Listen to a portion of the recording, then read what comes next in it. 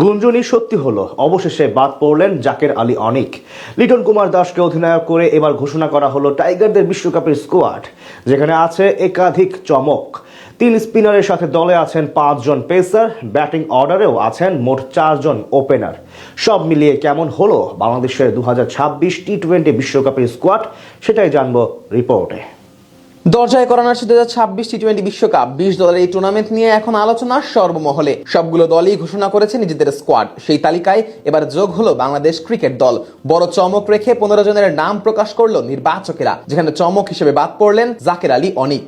দীর্ঘদিন ধরেই নিজের ফর্মের সাথে লড়াই করছেন ডানহাতি এই উইকেট কিপার ব্যাটার। গত এশিয়া কাপেও আশানুরূপ পারফরমেন্স করতে পারেননি তিনি। এরপর আয়ারল্যান্ড ও আফগানিস্তানের সাথে দ্বিপাক্ষিক সিরিজগুলোতেও ছিলেন ব্যর্থ, যার কারণে গুঞ্জন ছিল তার বাদ পড়ার। এবার সেই পথে হেঁটেই সত্যি তাকে বাদ দিয়ে বিশ্বকাপ স্কোয়াড ঘোষণা করা হয়েছে। জাকেরকে না রাখলেও বিশ্বকাপের মঞ্চে আরো একবার লাল সবুজের জার্সি পরার সুযোগ পেয়েছেন আরেক আলোচিত বামহাতি ব্যাটার শামীম হোসেন পাটোয়ারি। স্কোয়াডের টপ অর্ডারের ব্যাটার হিসেবে বড় নাম তানজিদ হাসান তামিম। এক ক্যালেন্ডারে দেশের ইতিহাসে টি-20তে সর্বোচ্চ ছক্কা হাঁকানো এই ব্যাটার টুর্নামেন্টে বাংলাদেশের জন্য অন্যতম আস্থার নাম। তার সাথে প্রথমবারের মতো জাতীয় দলের হয়ে কোনো বৈশ্বিক আসরে প্রতিনিধিত্ব করার সুযোগ পেলেন সাইফ হাসান। সবশেষ এশিয়া কাপে অসাধারণ পারফরমেন্স করে নজরে আসা এই ব্যাটারের আরেকটি পরিচয় হলো বিশ্বকাপে বাংলাদেশ দলের সহ অধিনায়কের ভার থাকবে তারই কাঁধে। তাদের সাথে আরো আছেন চলমান বিপিএল এ এখন অব্দি অসাধারণ ফর্মে থাকা এবং 2 হাফ সেঞ্চুরি করা পারভেজ হোসেন ইমন। মূলত 4 নম্বর পজিশন বিবেচনায় তাকে রাখা হয়েছে স্কোয়াডে। তার সঙ্গে অধিনায়ক লিটন কুমার দাস থাকবেন ব্যাটিং অর্ডারের স্তম্ভ হিসেবে। সব ঠিকঠাক থাকলে এবারই প্রথম লিটনের নেতৃত্বে কোনো বৈশ্বিক আসরে অংশ নেবে বাংলাদেশ ক্রিকেট দল। মিডল অর্ডার বিবেচনায় সবচেয়ে নির্ভরযোগ্য ব্যাটার তাওহিদ হৃদয়। টাইগার দলের এই নিয়মিত সদস্য আরো একবার সুযোগ পেলেন বিশ্বমঞ্চে দেশকে প্রতিনিধিত্ব করার। তার কাছ থেকে অবশ্য ভালো কিছুই আশা করছে টিম ম্যানেজমেন্ট।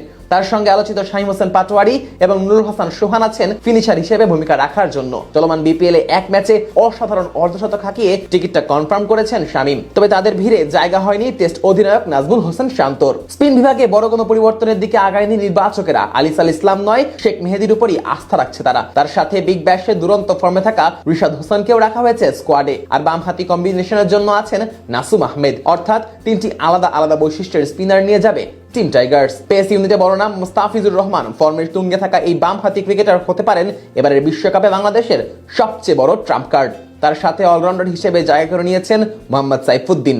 আর গতির ঝড় তুলতে প্রস্তুত তাসকিন আহমেদ এবং তানজিম হাসান সাকিব। এই 4 জনের ব্যাকআপ হিসেবে 15তম সদস্য হিসেবে আছেন বামহাতি পেসার শরীফুল ইসলাম। দরজায় করানো 2026 টি-20 বিশ্বকাপ 20 দলের এই টুর্নামেন্ট নিয়ে এখন আলোচনা সর্বমহলে। সবগুলো দলই ঘোষণা করেছে নিজেদের স্কোয়াড। সেই তালিকায় এবার যোগ হলো বাংলাদেশ ক্রিকেট দল।